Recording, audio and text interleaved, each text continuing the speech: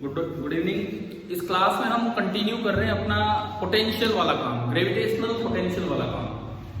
जो अगर आपको याद हो पिछली क्लास में मैंने वो लेक्चर आपके लिए डाल दिया, वो मिल गया था मोबाइल में, तो हम पॉइंट मास तक का पोटेंशियल लिख चुके हैं। अब आज की क्लास में पहला काम जो होगा, कुछ मास डिस्ट्रीब्यूशंस के लिए हम कुछ मास डिस्ट्रीब्यूशंस के लिए हम ग्रेविटेशनल पोटेंशियल के एक्सप्रेशन देख रहे होंगे। तो आप सभी को याद हो हम रिंग पे आ गए थे, ऑलमोस्ट बताया नहीं था उसका एक्सप्रेशन, और मैंने कहा था कि पॉइंट मास का होता है -gm/r। अच्छा, इन सभी को लिखने के लिए हमने एक चीज एज्यूम की थी, कि इंफिनिटी पे पोटेंशियल कितना है, 0। पहला हमने लिखा पॉइंट मास का, तो अब हम दूसरे पे आते हैं। हेडिंग नहीं भी डाली है तो मैं दोबारा बोल देता हूं, due to a uniform ring. ये है due to a uniform ring, ये हम देखना चाह रहे हैं क्या है। देखो, एक रिंग का देखना बड़ा आसान है, बड़ा ही आसान है। किस तरीके से, सपोज मेरे बोर्ड गीला ही पड़ा है दादा, कोई नहीं, अभी करते हैं स्टार्ट।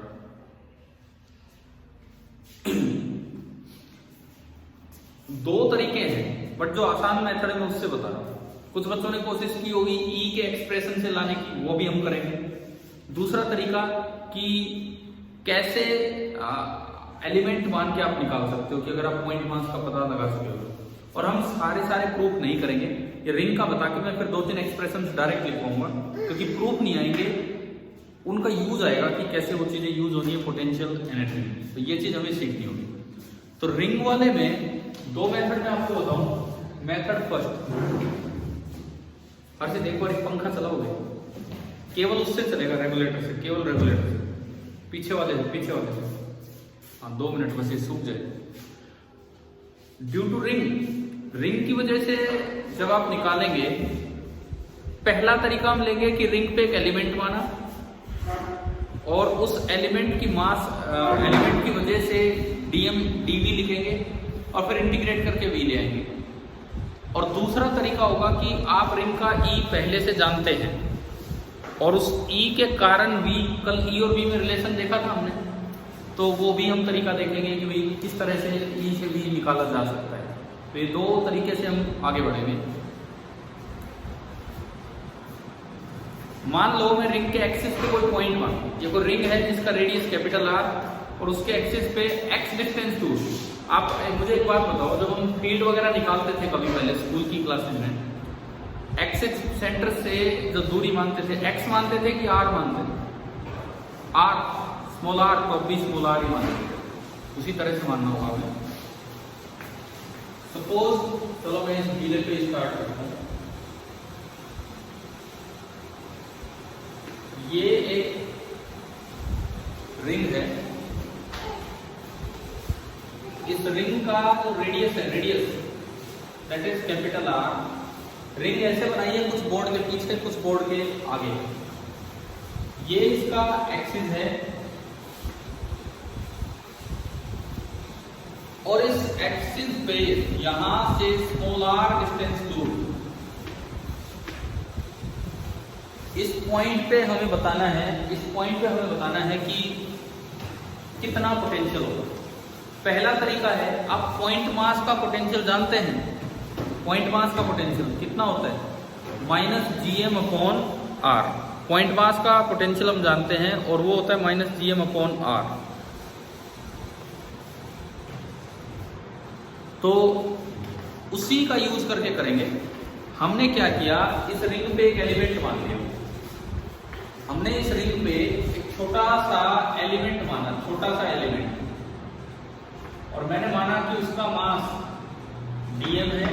अगर रिंग का टोटल मास कितना है, उसका मास मैंने मान लिया dm है, रिंग का टोटल मास है m। अब मुझे जहां भी फील्ड पॉइंट है, सबसे पहले dm की वजह से dv लिखना होगा,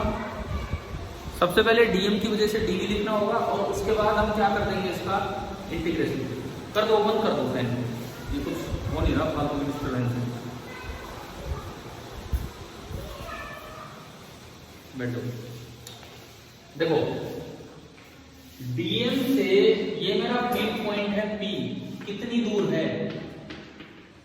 अगर इसका रेडियस r है, अगर ये दूरी स्मॉल r है फील्ड पॉइंट P, तो ये डिस्टेंस कितनी होगी? ये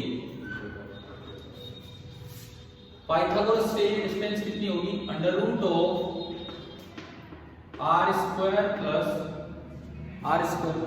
ठीक है। डायरेक्शन मत भूल जाना। फील्ड इंटेंसिटी जब निकालते थे तो कंपोनेंट करने पड़ते थे, बड़ा ध्यान रखना पड़ता था कि सारे डी सेम डायरेक्शन में है कि नहीं। क्या ऐसी कोई दिक्कत पोटेंशियल में आने वाली है? नहीं आने वाली। तो हम केवल और केवल इस डीएम की वजह से यहाँ पोटेंशियल लिखें, जिसे मैं नाम दे रहा हूं डीवी। अगर आप इंफिनिटी पे पोटेंशियल जीरो मानते हैं, अगर इंफिनिटी पे पोटेंशियल जीरो मानते हैं, तो किसी भी डिस्टेंस दूर पोटेंशियल पॉइंट मास का क्या फॉर्मूला होता है? -gm/r, जो भी डिस्टेंस है। तो ये डीवी कितना होगा? ये डीवी बनेगा -g इंटू उसका मास, पॉइंट मास का डीएम, और डिवाइडेड बाई डिस्टेंस। डिस्टेंस कितना है? √r² +r², √r² ये होगा। ठीक है, क्लियर? क्या इसकी कोई डायरेक्शन है?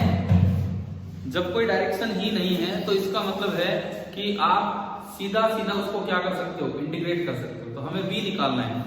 v निकालने के लिए मैं सीधा इसका इंटीग्रेशन करूं,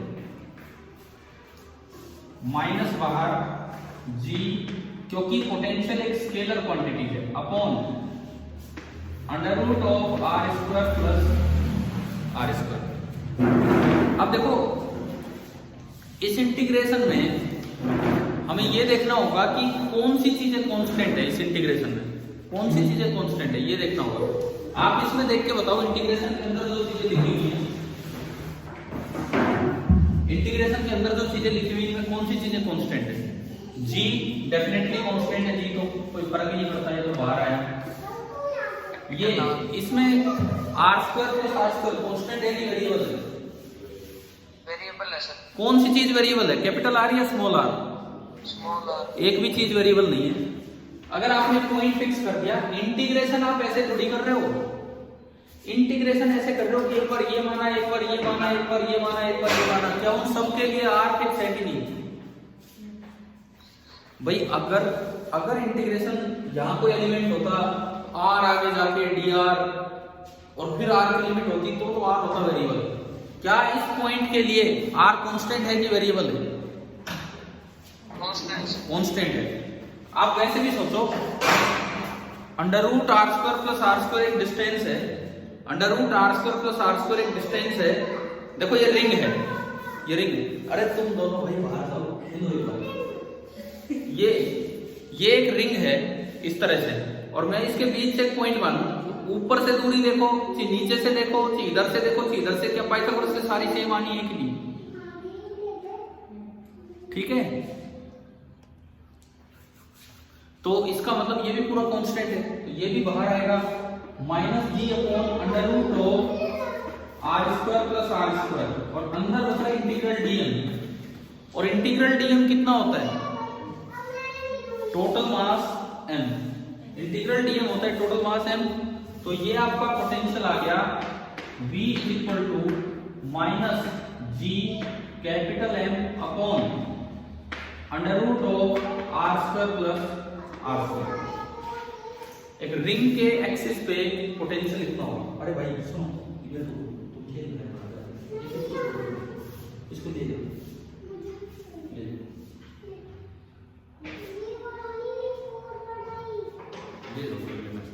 चलो ये बताओ, पोटेंशियल ड्यू टू रिंग समझ आया कि नहीं आया?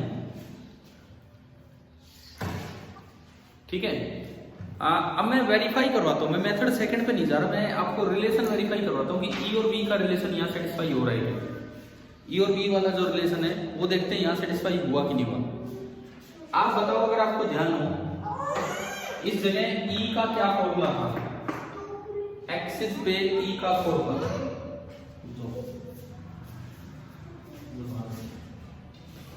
एक्सिस पे ई का फॉर्मूला नहीं याद आ रहा?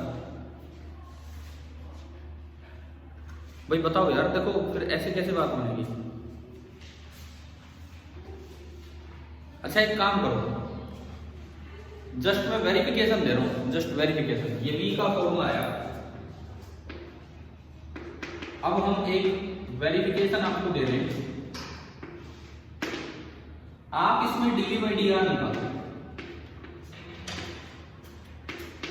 dV/dr r के रेस्पेक्ट में डिफरेंशिएशन करो। एक बार क्या आ रहा है dV/dr, चेन रूल का इस्तेमाल करके dV/dr निकालिए कि कितना आ रहा है। अरे तुम जाओ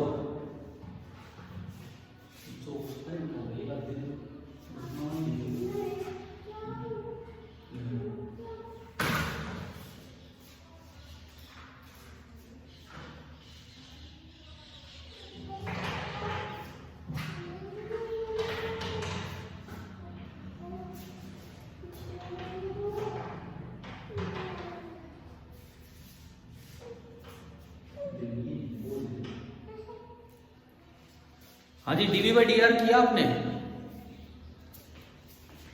dV/dr देखो, -gm तो एक कांस्टेंट है, बाहर निकाला।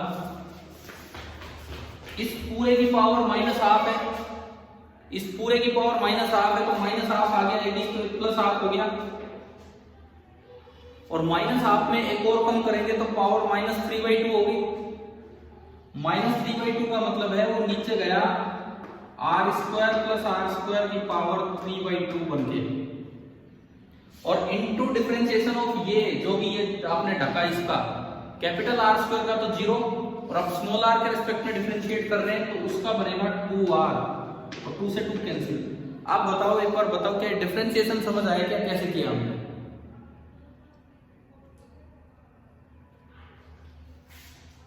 आ गया सर। ठीक है, अब देखो ये तो आया dV/dr।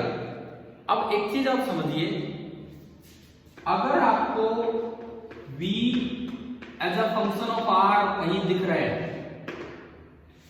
अगर v as a function of x y z हो, तो हमने आपको बताया था e कैसे निकलता है, नेगेटिव ग्रेडियंट ऑफ v।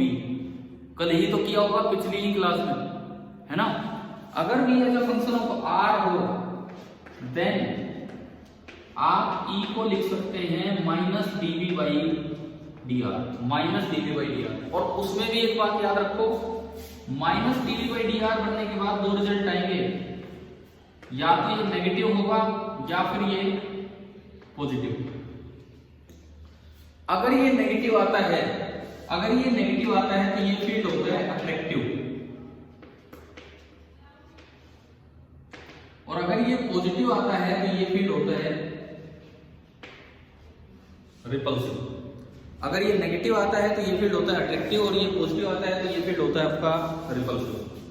ठीक है, अब बताओ, ये तो मैंने dV/dr निकाला है, dV/dr, लेकिन e तो क्या होगा -dV/dr। तो यहां बताओ e कितना आ रहा है। यहां अगर मैं देखूं इस वाले केस में, अगर इस वाले केस में मैं आगे बढ़ूं, काम को आगे बढ़ाऊं, तो जो e आ रहा है मैं यहां लिख रहा हूं, e कितना आ रहा है -dV/dr। तो माइनस लगाओगे तो बनेगा -gmr/r² + r² की पावर 3/2। माइनस साइन होना उसकी डायरेक्शन को बताता है कि रिंग किसी मास को अट्रैक्ट करेगी, रिपेल करेगी। माइनस का मतलब अट्रैक्टिव, और अगर ये प्लस आता तो रिपल्सिव। तो ये माइनस आने का मतलब है कि ये जो ई होगा ना, ई ये इधर की तरफ होगा, ये ई इधर की तरफ होगा अट्रैक्टिव। तो कितना होगा उसका मैग्नीट्यूड, वो वहां से दिख रहा है, Gm small r r² + r² power 3/2। आप अपनी कॉपी से वेरीफाई कर लो, जब ऑफलाइन क्लास होती थी तो ई का ये फॉर्मूला फील्ड का निकाला होगा आपने, फील्ड इंटेंसिटी का। नहीं याद है तो एक बार देखिए अपनी कॉपी में।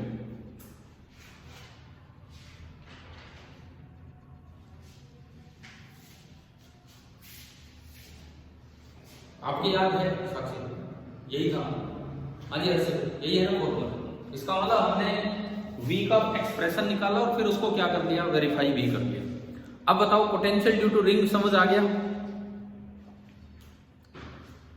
ठीक है, पॉइंट मास का हो गया है, रिंग का हो गया है। हम और क्या क्या अभी लेंगे, एक डिस्क लेंगे यूनिफॉर्म, सेल लेंगे, एक सॉलिड स्फीयर लेंगे और एक लॉन्ग रोड लेंगे, लॉन्ग रोड, ठीक है। एक लॉन्ग रोड, एक डिस्क और एक सेल और एक सॉलिड। सीक्वेंस क्या लेंगे, पहले डिस्क, फिर लॉन्ग रोड, फिर सॉलिड स्फीयर, होलो स्फीयर और उसके बाद सॉलिड स्फीयर।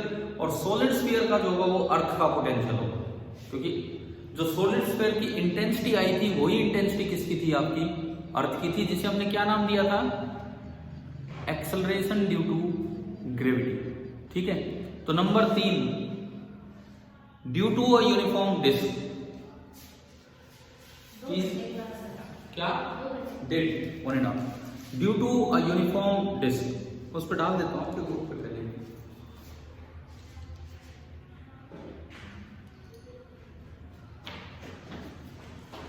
बार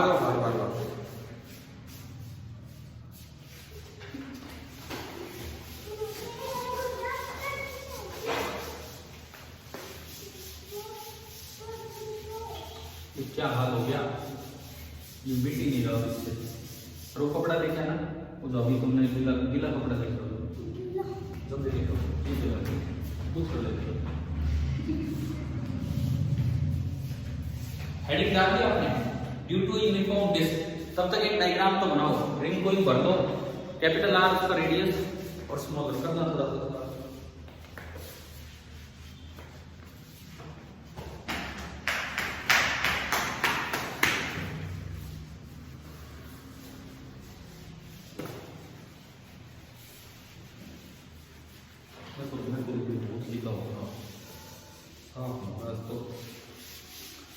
आज जब तक पूरी तैयारी के साथ क्लास नहीं हो पा रही है।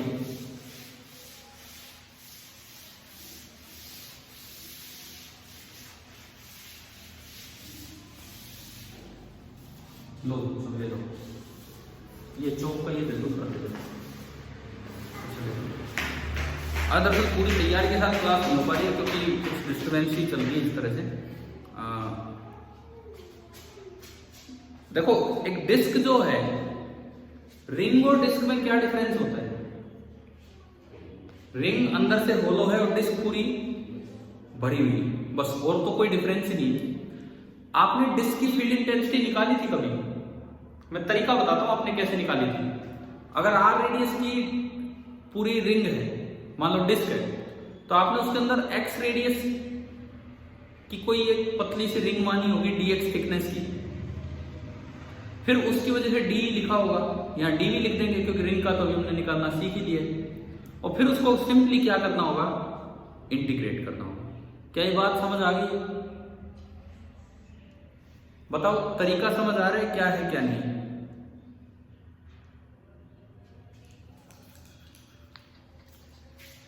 क्या वैसे आज आपका रिस्पॉन्स थोड़ा सा कम आ रहा है।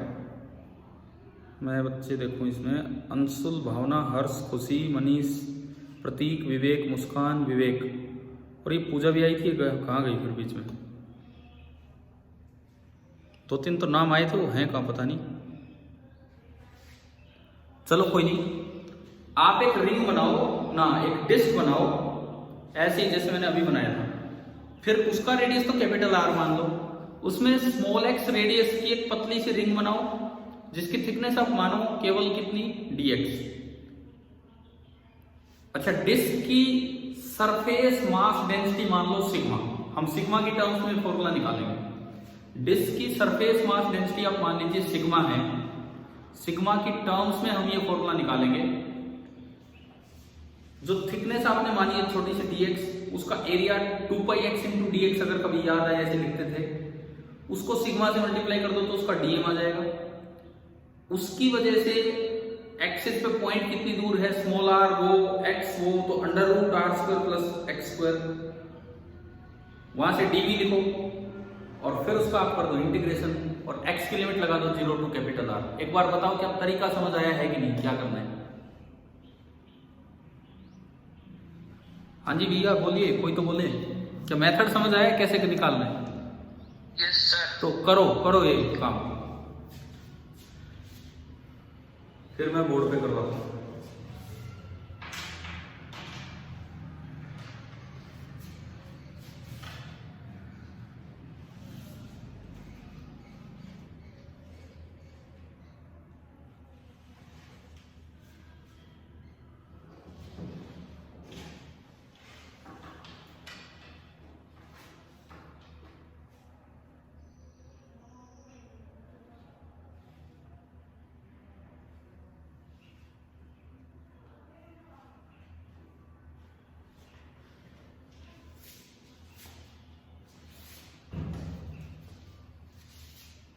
मैं अगर यहां बनाऊं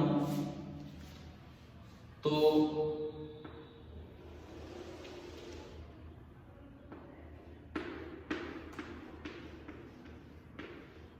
यह आपने डिस्क बनाई जो कि पूरी भरी हुई, कुछ पार्ट बोर्ड के अंदर है और कुछ पार्ट बोर्ड के बाहर है, और मुझे इस डिस्क के सेंटर से स्मॉल r डिस्टेंस दूर पोटेंशियल निकालना है कि कितना होगा, ये काम करना है। डिस्क का जो रेडियस है दैट इज कैपिटल R। तो तरीका ये होता है कि आप किसी भी x दूरी पे गए और आपने वहां जाके एक पतली सी रिंग बनाई, लेकिन एलिमेंट जब भी मानते हैं तो थोड़ी थिकनेस दिखाते हैं। मैं थोड़ा और आगे गया, और कितना आगे गया, dx, और ये मेरी एलिमेंटल रिंग बनी, ये एक एलिमेंटल रिंग बनी। मान लो डिस्क की सरफेस मास डेंसिटी यानी कि मास पर यूनिट एरिया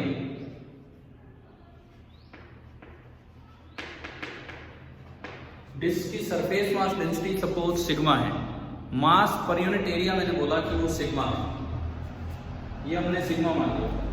तो हमें ये निकालना है, एक एलिमेंट जो माना, मुझे ये फील्ड पॉइंट है, यहाँ पे नेट फील्ड चाहिए, नेट पोटेंशियल चाहिए, इन्फिनिटी पे हमने 0 मान रखा है।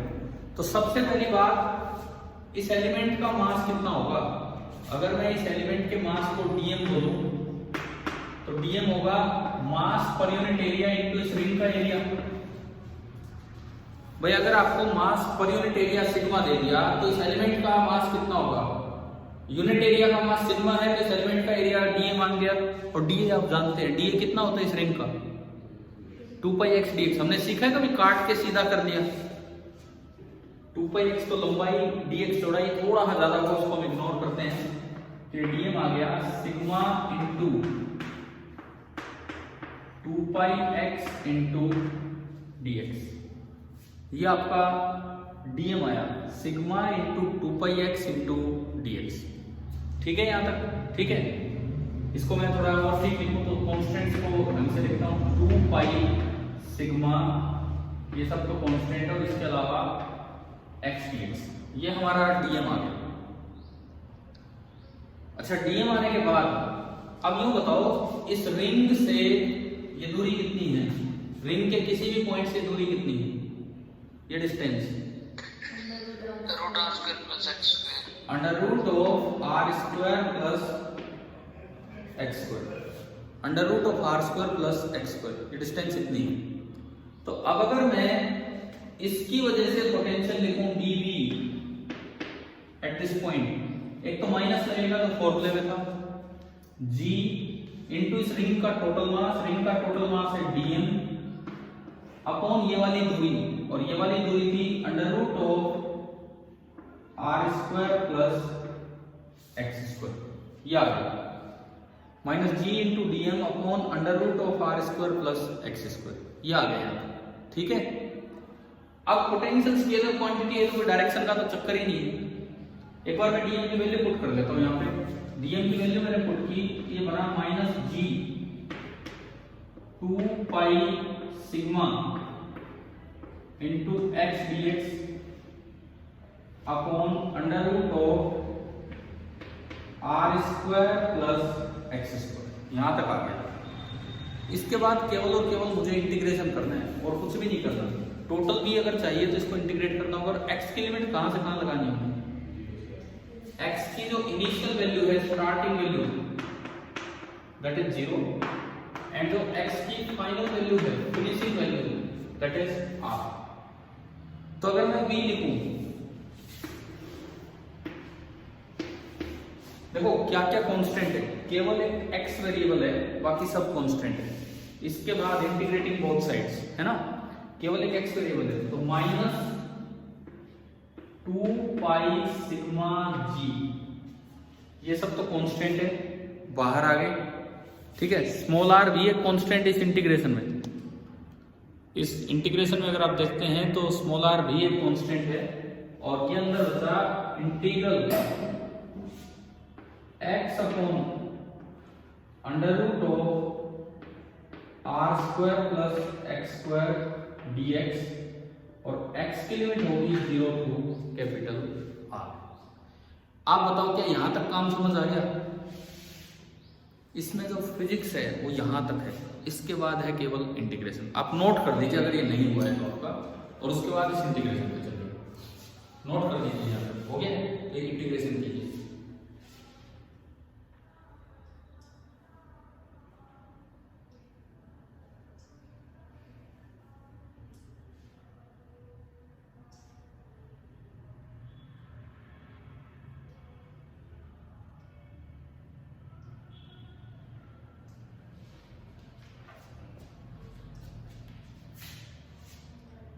क्या ऐसे इंटीग्रेशन हमने पहले किए हैं? सब्स्टिट्यूशन मेथड या जैसे भी यूज करके, शायद थीटा बीटा में कन्वर्ट करके करते थे हम।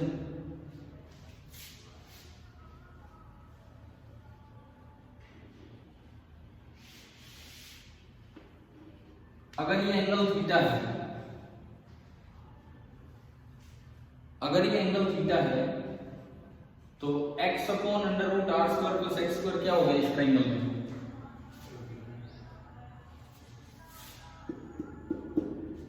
क्या हो गया इस ट्राइंगल में? ये चीज साइन थीटा। समझ गए हो? अगर ये एंगल थीटा में मानूं तो ये तो साइन थीटा हो गया, और dx को फिर d थीटा में लाना होगा, dx को d थीटा में लाना होगा किसी तरह से, तभी तो ये आगे सोल्व होगा। पीछे किए ना आपने ऐसे इंटीग्रेशन, इस तरह के इंटीग्रेशन बाय सब्स्टिट्यूशन, ठीक है? तो बताओ ये कैसे कैसे हम इसको सोल्व करें? कीजिए आप, मैंने थोड़ा सा हिंट दिया है, थीटा एंगल बता के इसको इंटीग्रेट कीजिए आप।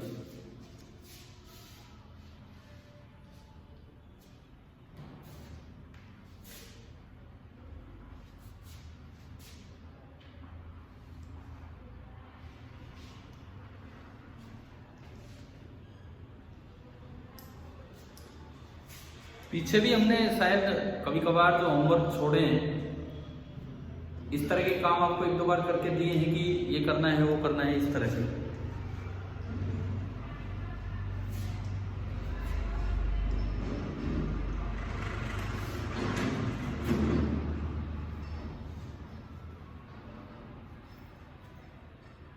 R एक कांस्टेंट है, x एक वेरिएबल है और थीटा एक वेरिएबल है। अगर मैं rx और थीटा में रिलेशन लिखूं तो tan थीटा बराबर x बाई r बन रहा है यहाँ से।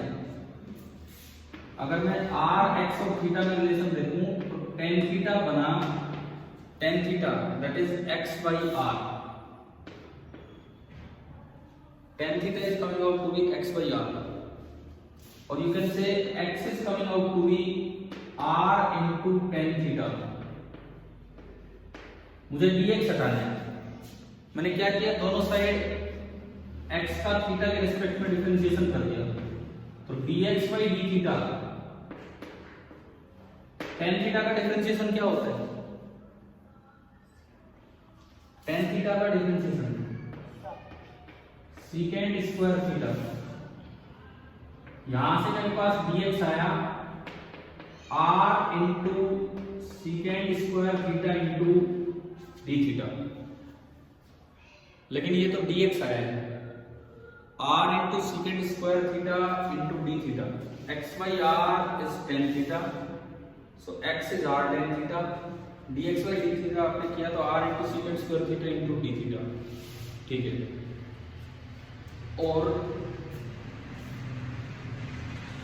x और बचा ऊपर, x अपॉन ये आपका है साइन थीटा। तो मैं अगर इसमें ये पुट करूं तो जो v आ रहा है v, it is coming out to be -2 pi sigma g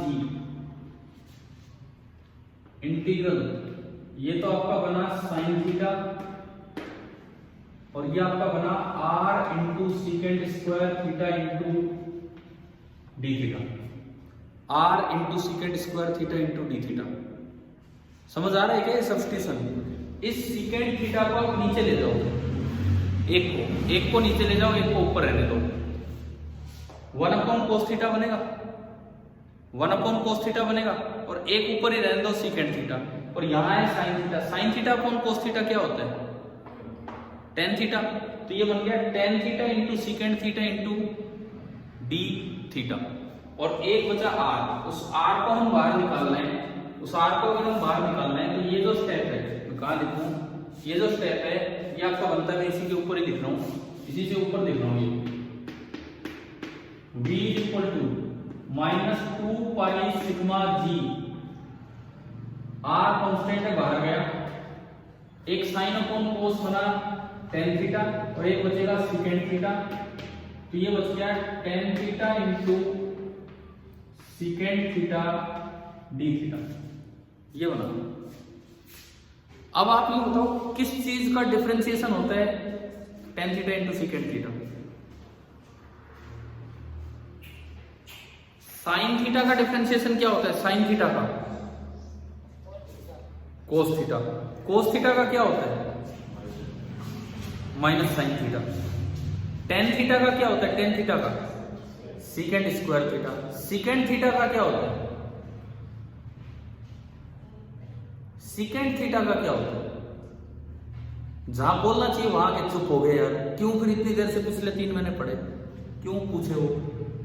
अरे डिफरेंशिएशन के बेसिक फॉर्मूले, सीकेंट थीटा का डिफरेंशिएशन क्या होता है? क्या एक भी बच्चे को याद नहीं आ रहा है सीकेंट थीटा का डिफरेंशिएशन? सीकेंट थीटा का डिफरेंशिएशन बताओ।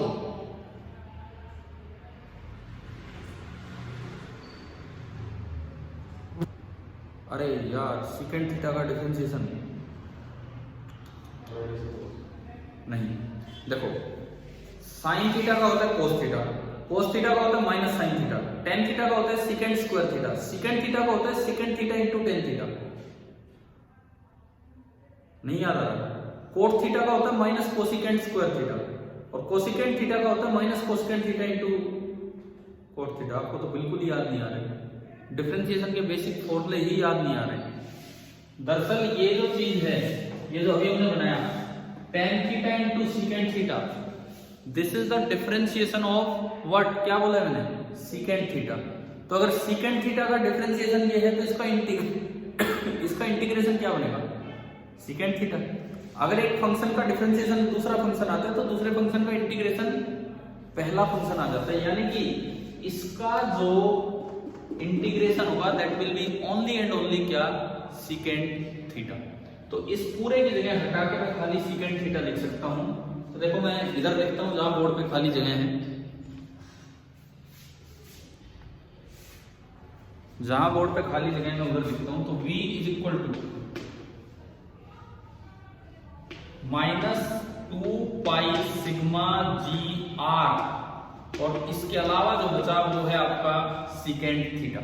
अब एक बार ट्रायंगल से लौट जाओ और सीकेंट थीटा की वैल्यू बताओ, क्योंकि मुझे तो लिमिट x में पता है। सीकेंट थीटा कितना है इस ट्रायंगल से? कोस थीटा कितना है इस ट्रायंगल से? कोस थीटा r अपॉन ये, तो सीकेंट थीटा क्या होगा? Under root R square plus X square upon R. तो ये आपका बना v माइनस 2 पाई सिग्मा जी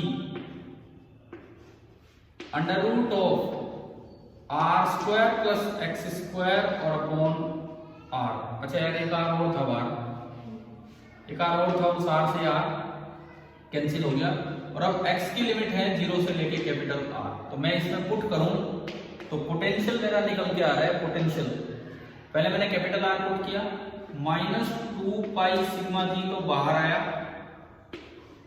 पहले मैंने कैपिटल R पुट किया तो under root of R square plus R square minus फिर 0 पुट किया तो अंडर रूट केवल और केवल ये आर थे। ये आपका potential due to uniform disc at the axis आ गया। Potential due to a uniform disc at the axis, ये इतना निकल गया है।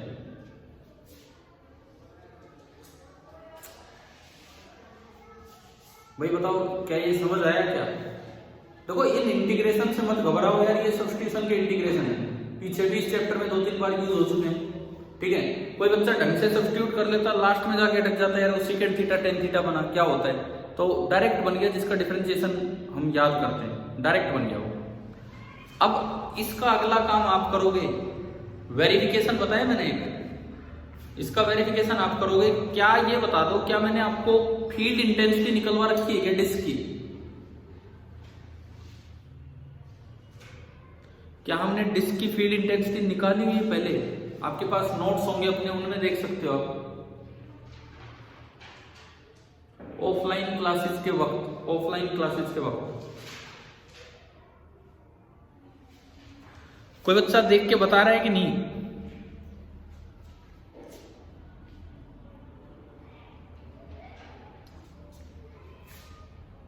हाँ जी भाई बोलिए, कोई जवाब दीजिए।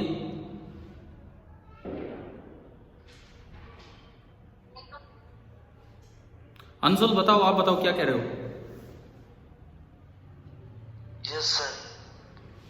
निकाली हुई है ना, तो आपको एक काम ये करना है, ये v आ गया, वेरिफिकेशन में क्या करोगे, पहले निकालोगे dv बाई dr और फिर उसके बाहर एक अपनी तरफ से माइनस लगाएंगे, minus dv by dr, check करोगे क्या ये वही फॉर्मूला आ गया है कि नहीं जो e का था।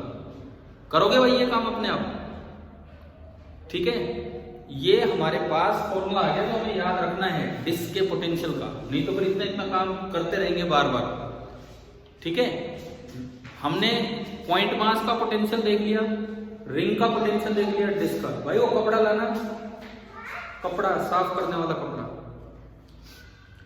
पॉइंट मास का देख लिया, रिंग का देख लिया, डिस्क का देख लिया, ठीक है। इसके बाद आगे बढ़ते हैं, इसमें अगला काम लाओ मुझे दो। अरे यार इतना ज्यादा गीला है ना ये, यही तो खत्म नहीं है।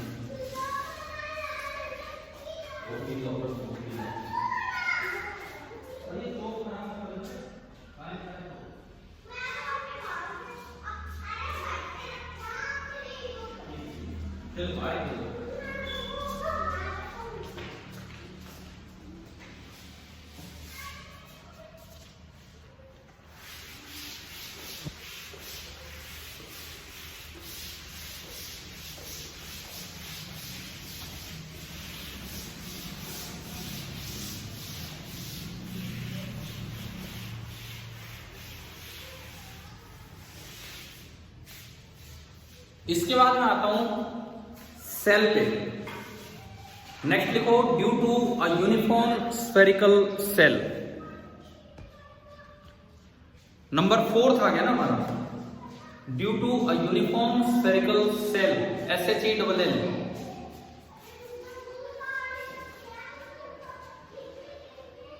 सेल का मतलब क्या होता है? सेल का मतलब क्या होता है? होलो। एक स्फेरिकल सेल है जो अंदर से होलो है, बिल्कुल होलो है। तो हमें ये देखना है कि उसका पोटेंशियल क्या होगा, मतलब उसके कारण अंदर और बाहर दो जगह पोटेंशियल क्या होगा। बाहर का देखना बड़ा आसान है, बड़ा ही आसान है। अंदर का भी देखना बड़ा ही आसान है। आपको ना एलिमेंट मानना है ना कुछ और, सेल थ्योरम्स का यूज कर लेना है। क्या हमने 2 सेल थ्योरम पढ़ी थी पहले? क्या हमने 2 सेल थ्योरम्स पढ़ी है ना पहले, कि बाहर अगर फील्ड इंटेंसिटी निकालनी हो तो सारे मास को समेट के कहां रख देते हैं हम? सेंटर पे। ऐसे ही फील्ड पोटेंशियल निकालेंगे। और अंदर फील्ड इंटेंसिटी कितनी होती है यूनिफॉर्म सेल के अंदर? यूनिफॉर्म सेल के अंदर फील्ड इंटेंसिटी कितनी होती है बताएगा कोई बच्चा? 0। सेल थ्योरम के वक्त ये बातें आ चुकी हैं, फील्ड निकाला तब ये बातें आ चुके हैं। देखते हैं क्या है। इतनी आवाज कैसे, बारिश आ रही है? अरे यार इतनी तेज बारिश आ रही है।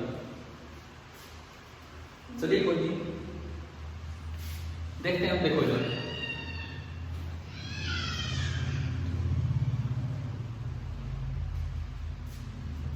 ये एक यूनिफॉर्म स्फेरिकल सेल है, ये इसका सेंटर है और ये इसका रेडियस है r।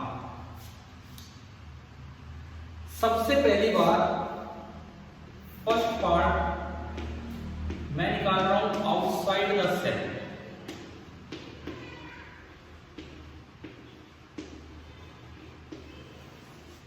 सबसे पहले मैं सेल से बाहर निकालता हूं कि कितना पोटेंशियल होगा। मान लो इसका टोटल मास m है, सपोज इसका टोटल मास है m। और मुझे अब देखो यार, एलिमेंट मान के करने से अच्छा लॉजिकली करो, कितना जल्दी होगा सेल थ्योरम्स का यूज करके। आपके एनसीईआरटी टेक्स्ट बुक में क्या 2 सेल थ्योरम बिल्कुल लिखी हुई है कि नहीं, बोल्ड कलर में, बोल्ड करके मैंने पढ़ाया है आपको पहले ऑफलाइन क्लासेस में। तो देखो पहले मैं लेता हूं कि बाहर है कहीं स्मॉल r डिस्टेंस दूर बाहर कोई पॉइंट है और मुझे वहां का पोटेंशियल लिखना है। उस सेल थ्योरम में क्या पढ़ा था हमने, बाहर कहीं भी पोटेंशियल लिखना हो तो आप सारे मास को समेट के कहां रख सकते हो, सेल के सेंटर पे। So this is equivalent to कि अगर ये पॉइंट सेंटर पॉइंट और ये फील्ड पॉइंट है जो मैंने लिखा दिया नीचे, कि आपने सारा मास समेट के सी पॉइंट पे रख दिया और ये r डिस्टेंस दूर है, तो अब बताओ पी पॉइंट पे पोटेंशियल कितना होगा, पॉइंट मास का कितना होता है minus G M upon R. Direction मत दिखा देना, वो इंटेंसिटी की डायरेक्शन होती है। तो ये आ गया potential minus G M upon R, यानी कि एक यूनिफॉर्म सेल से बाहर कहीं भी आपको पोटेंशियल लिखना हो तो आप सारे मास को समेट के कहां रख दो, उसके सेंटर पे। क्या रिजल्ट समझ आ गया पहला वाला, ठीक है। उसके बाद दूसरा काम, अच्छा यहीं से बताओ सरफेस पे कितना होगा, सरफेस पे eight the surface small r की वैल्यू कितनी है, कैपिटल R। तो आप यहां से ये भी लिख सकते हैं कि this implies B at the surface that is equal to minus G capital M upon capital R। Surface का भी आ गया और बाहर के भी किसी पॉइंट का आ गया, सरफेस का भी आ गया, बाहर के भी किसी पॉइंट का आ गया। तो इतनी बात समझ आ गई। इसके बाद सेकंड पार्ट कर दो, इनसाइड द सेल। ये भी बड़े आसान से लॉजिक से आएगा। आप बताओ, मैंने अभी बताया था यूनिफॉर्म सेल के अंदर फील्ड इंटेंसिटी कितनी होती है। देखो यहां बैठे बच्चों ने आंसर दिया, आप भी बताओ फटाफट। यूनिफॉर्म सेल के अंदर इंटेंसिटी कितनी होती है,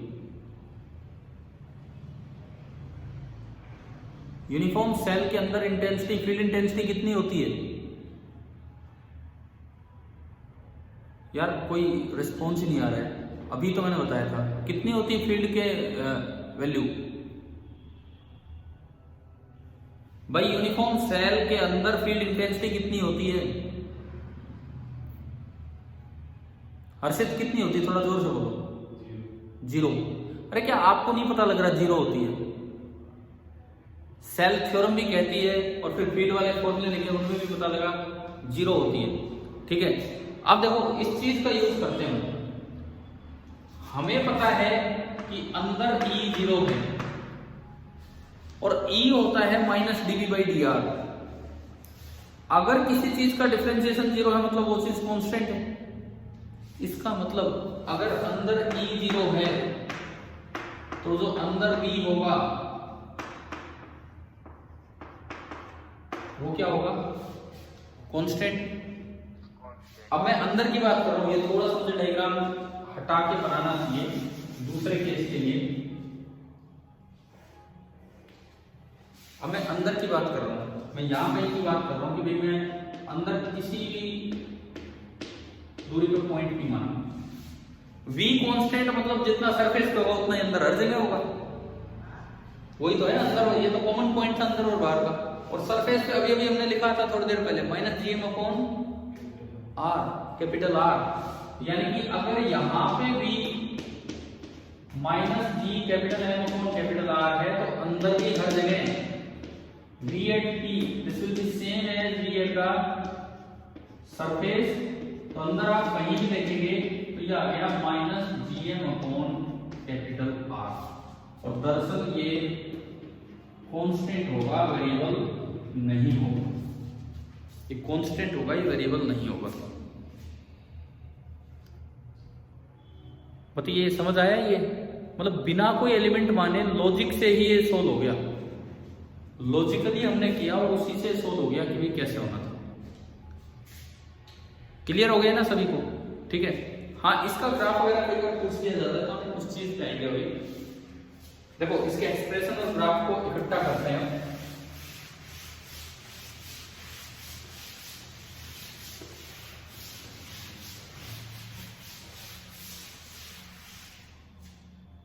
इसके एक्सप्रेशन और ग्राफ को इकट्ठा करते हैं और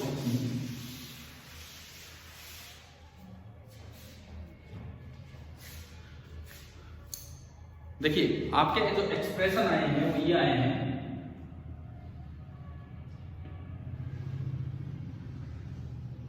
ये सेल है, यहां मैं बी दिखाऊंगा, ये डिस्टेंस फ्रॉम द सेंटर, यहां पे कैपिटल आर होगा, यहां पे 0 है और ये बी। अगर आप इंफिनिटी पे पोटेंशियल 0 मानते हैं तो ये हर जगह बी नेगेटिव होगा, तो ये ग्राफ ऊपर बनेगा नीचे बनेगा, नीचे बनेगा। सरफेस से लेके सेंटर तक ये कांस्टेंट है और इसकी वैल्यू अभी अभी हमने देखी थी -gm अपॉन कैपिटल आर, और उसके बाद जैसे जैसे आर बढ़ेगा ये बढ़ेगी, ये वैल्यू बढ़ेगी, नेगेटिव में कम होगी लेकिन बढ़ेगी और ऐसे बढ़ेगी। ये आपका ग्राफ बनेगा और जो इसके एक्सप्रेशंस होंगे, एक्सप्रेशंस ये आ रहे हैं b is equal to -g capital M upon capital R for R less than or equal to R, -g capital M upon small r for R greater than or equal to R। ये आपके expression आए और ये इसका graph है, ये expression है और ये ग्राफ है।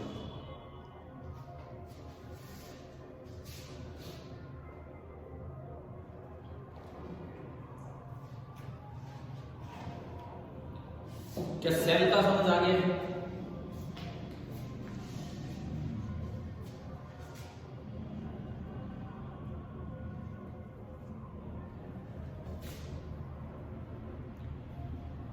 सेल से अगली चीज हम क्या लेते हैं, देखो बिल्कुल वही सीक्वेंस है, पहले फील्ड इंटेंसिटी लिख रहे थे, अब क्या लिख रहे हैं, फील्ड पोटेंशियल। पोटेंशियल का यूज होगा पोटेंशियल एनर्जी लिखने में और कुछ नहीं है, ठीक है।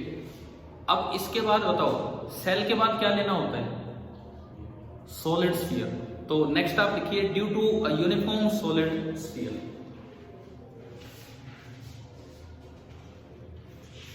Due to a uniform solid sphere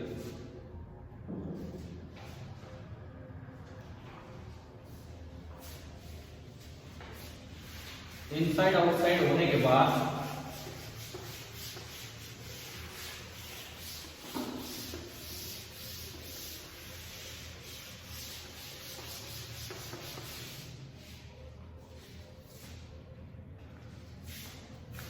पहले मुझे ये बताओ सॉलिड स्फीयर के लिए पहली सेल थ्योरम क्या थी कि बाहर वाले पॉइंट पे अगर इंटेंसिटी लिखनी हो या फोर्स लिखना हो तो आप सारा मास समेट के कहां रख सकते हो, उसके सेंटर पे। तो क्या बाहर का फॉर्मूला बिल्कुल सेम हो गया कि नहीं, ठीक है। तो सबसे पहला लिख लो outside the sphere, outside the sphere, और वो बिल्कुल सेम काम आप कर दीजिए, आउटसाइड द स्फीयर बिल्कुल सेम काम।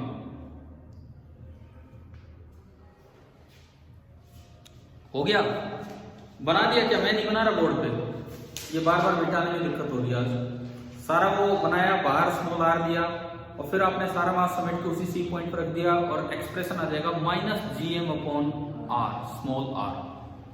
कर लिया पहला। अब दूसरा लीजिए इनसाइड द स्फीयर,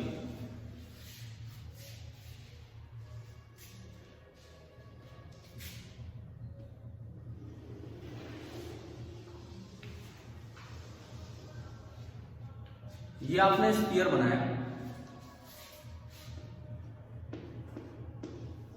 इससे स्मॉल r डिस्टेंस दूर अंदर, कैपिटल R इसका रेडियस है,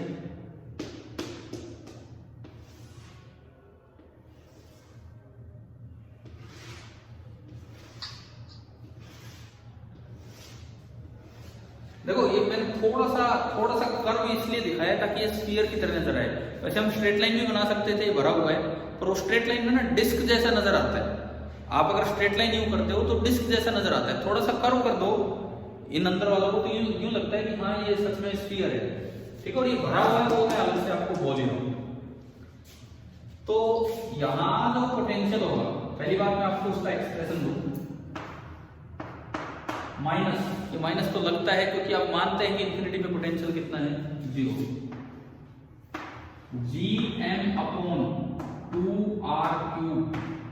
इंटू 3r² माइनस r²। लिख लो पहले।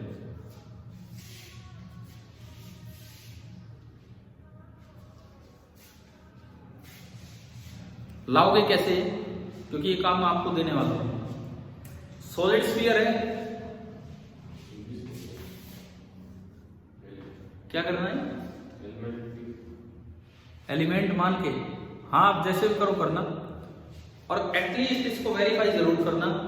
मैंने आपको फील्ड इंटेंसिटी बता रखी है सॉलिड स्फीयर की पहले, ठीक है, ये आपका काम है, आप इसको प्रूव करते हो, आप इसको वेरीफाई करते हो, क्योंकि प्रूफ कहीं नहीं आने वाला है, ये एक्सप्रेशन काम आने वाला है, ठीक है। आप आराम से जब भी संडे मंडे जब आपको टाइम मिले इसको प्रूव करना, लेकिन फिलहाल एक्सप्रेशन याद करेंगे, -Gm/2r³ into 3r² minus r², लेकिन ये स्मॉल r ही वेरिएबल है अंदर, कैपिटल R तो फिक्स है रेडियस है। और यहां से दो चीजें आप कंफर्म करो, इससे एक बार V एट द सरफेस देखो क्या आ रहा है, और एक बार हम निकालेंगे V एट द सेंटर की क्या आ रहा है। एक बार V एट द सरफेस और एक बार V एट द सेंटर, दो चीजें हम निकाल रहे हैं। V एट द सरफेस के लिए स्मॉल r बराबर कितना, कैपिटल R। इसके लिए तो आपको रखना होगा स्मॉल r बराबर कैपिटल R, और इसके लिए आपको रखना होगा स्मॉल r बराबर 0, ये दो रखने होंगे।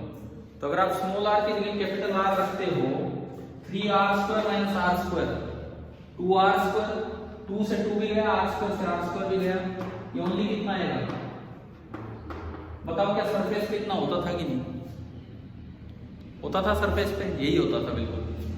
सेंटर पे बताओ कितना आ रहा है, 0 रखा, r² से r² गया, तो सेंटर पे आ रहा है -3/2 टाइम्स Gm/r, ये आपका आया V एट द सेंटर। और यहां से ना एक ऐसा रिलेशन है जो कई बार सवालों में डायरेक्ट यूज होता है कि V at the centre is equal to 3/2 times V at the surface. ये दिख भी रहा है यहां से आपको, है ना। कई बार क्वेश्चन में डायरेक्ट सरफेस का दिया होगा, सेंटर का पूछा होगा, तो आपको इन पे नहीं जाना, डायरेक्ट यहां से करना। अब मुझे ये बताओ, सेंटर पे पोटेंशियल ज्यादा है कि सरफेस पे,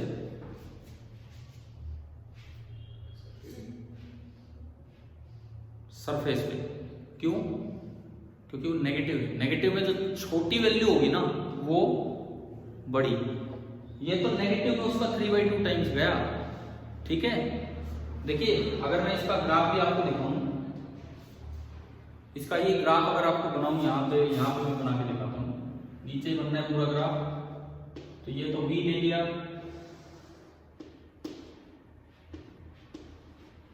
और ये R ले लिया, ये इसका सरफेस पॉइंट हो गया कैपिटल R। सेंटर पॉइंट ये है, तो सेंटर पे तो पोटेंशियल होगा -3/2 टाइम्स Gm/r, सरफेस पे होगा -Gm/r। यहां से यहां तक ये कर्व आता है, कर्व ये थोड़ा सा कम जगह बची इसलिए ऐसे है, और उसके बाद ये कर्व बाहर ऐसे चला जाता है, वो जो पहले वाला ग्राफ। पिछले ग्राफ में इसमें फर्क क्या है, पिछला ग्राफ आपने बनाया था यहाँ कांस्टेंट आया था, और उसके बाद यूं आया था ये। इसमें क्या है, यहां से भी कर्व आएगा, लेकिन वो वहां आगे वैसे जाएगा। मेरे पास ये जगह कम थी यहाँ पे, आप अपने प्रॉपर तरीके से इसके नीचे बना सकते हो अच्छे तरीके से। इसको यही मत मिला देना 0 पे ले जाके, ये तो इसको थोड़ा बड़ा देखो ना, नीचे तक अच्छे से बना दो ये।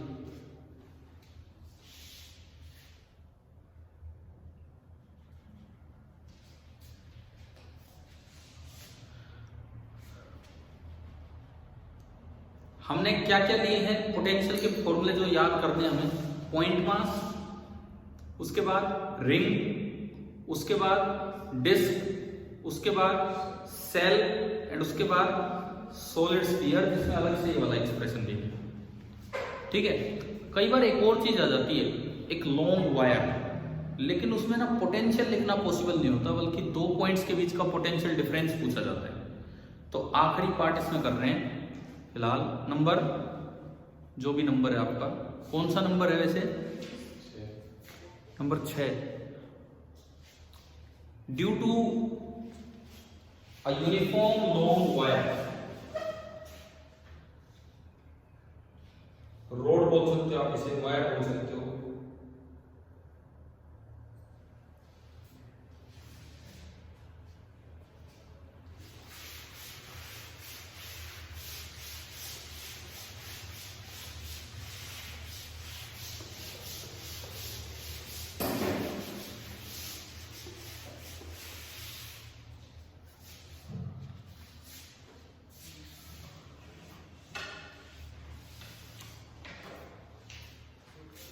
देखिए,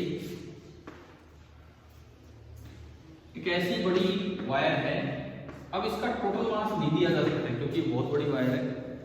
यहां पे जो हम देते हैं that is uniform linear mass density. कोई आए हैं क्या? देखता हूं मैं। Lambda, this is uniform mass density. आपको याद होगा लीनियर डेंसिटी को हम लैम्डा से रिप्रेजेंट करते थे, ठीक है। और अब इसमें ना एक जगह का पोटेंशियल लिख पाना पॉसिबल नहीं है। क्यों? इसका कारण है, इतनी बड़ी वायर के लिए क्या इन्फिनिटी बहुत दूर का पॉइंट है, ये तो पहुंची होगी इन्फिनिटी तक, तो आप उसको जीरो बोलना भी ठीक नहीं होता है। इसके लिए कोई वेल सेपरेटेड पॉइंट है ही। एक पॉइंट R1 है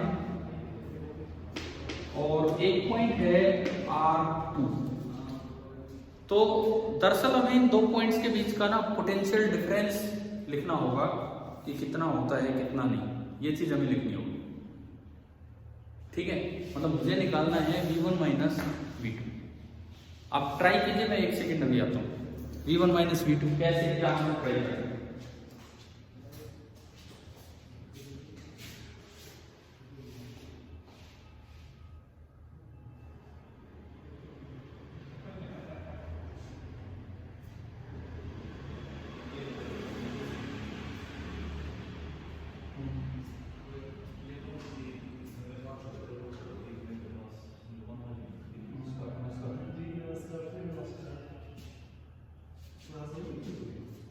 ना ये वैसे ऑनलाइन चल रही है थोड़ा, मैं कर दूंगा आराम से, बहुत सो रहा है। ठीक है,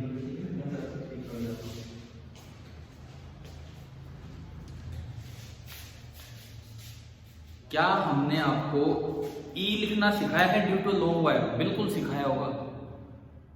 देखो, E लिखना सिखाया ड्यू टू लॉन्ग वायर, इसकी तरफ होगा E। सिखाया है कि नहीं बताओ? याद नहीं आ रहे होंगे formula. 2k lambda by r, k की जगह मैंने बताया था वहां पे वो k उसका बोलते हैं हम इलेक्ट्रोस्टैटिक्स का, यहाँ पे g आ जाती है इस तरह से। ड्यू टू लॉन्ग वायर भी बताया होगा, ड्यू टू फाइनाइट वायर बताया होगा। मैं यहाँ पे ड्यू टू लॉन्ग वायर ले रहा हूँ, है ना। E और dv is equal to minus E dot D R, बस इन दो बातों का यूज करके आप ये निकालेंगे। कर रहे हो ट्राई? E और इसका यूज करके आप ये दो चीजें निकालेंगे, क्या है क्या नहीं। आज दरअसल मुझे क्लास अभी करनी पड़ेगी प्लीज, कोई आए भी नहीं मिलने। आज मैं सच में थोड़ा सा बिजी हूँ, और आपकी क्लास क्योंकि शाम को होती है, और इसका कारण ये भी है कि मेरा जन्मदिन है, तो हैप्पी बर्थडे। तो हाँ ठीक है। तो उस वजह से ना अब शाम को घर वाले और घरवाली नाराज, हैप्पी बर्थडे कह रहे हो तो धन्यवाद, थैंक यू। मेरे घरवाले और बच्चे सब चक्कर काटते घूम रहे हैं कि भाई कब तक क्लास चलेगी, कब तक क्लास चलेगी। तो मैं कुछ उनका खाना पीना करवा देता हूँ। ऐसा नहीं कि रसोई में जाके मुझे बनाना है, मतलब मुझे वैसे करना है। तो फिर अभी कोई सर मिलने आ गए थे, कोई डॉक्टर साहब हैं, उस तरह से। तो मैं जस्ट आपको एक काम लेके जाऊँ ना, ताकि कल मिले तो हम कुछ करें। तो आपको ये निकालना है कि V1 माइनस V2 कितना हो, ठीक है। करोगे ट्राई, E का यूज करना और dV equal to minus E dot D R का यूज करना। अब सुनो इस चैप्टर में क्या बचा, और कल मैं पक्का ये फिनिश ही करवा रहा हूँ। कल तो 100% इसको फिनिश कर रहे होंगे, लेकिन कल पूरे अब जिसको जो डाउट पूछने हो ना किसी और चैप्टर से रिलेटेड, तो व्हाट्सएप के थ्रू आप पूछ लो, क्योंकि इस क्लास में डिस्कशन का टाइम नहीं बचा है अभी। संडे को मैं फ्री हूं नहीं, वो एटीसी एग्जाम है, उस चक्कर में लेके जा रहे हैं बच्चों के साथ, बस जस्ट उनका मनोबल बढ़ाने के लिए, है ना।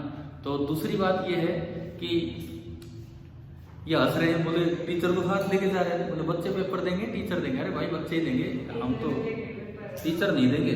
टीचर कैसे देंगे? टीचर तो देंगे, पेपर भी ना हो। हाँ ना, टीचर को अंदर थोड़ी बैठेंगे, वो अपने आप करेंगे जैसा भी है। हालांकि मैं खैर अभी तक कभी गया नहीं हूँ ऐसे में, पर इस बार जा रहा हूँ साथ। तो आपका कल का जो काम हमारा होगा, एक तो ये होमवर्क मैंने दिया है ये, इसके बाद सुनो पोटेंशियल से बनेगी पोटेंशियल एनर्जी, और वो काम होने के बाद थोड़ा सा काम है सैटेलाइट मोशन, ठीक है।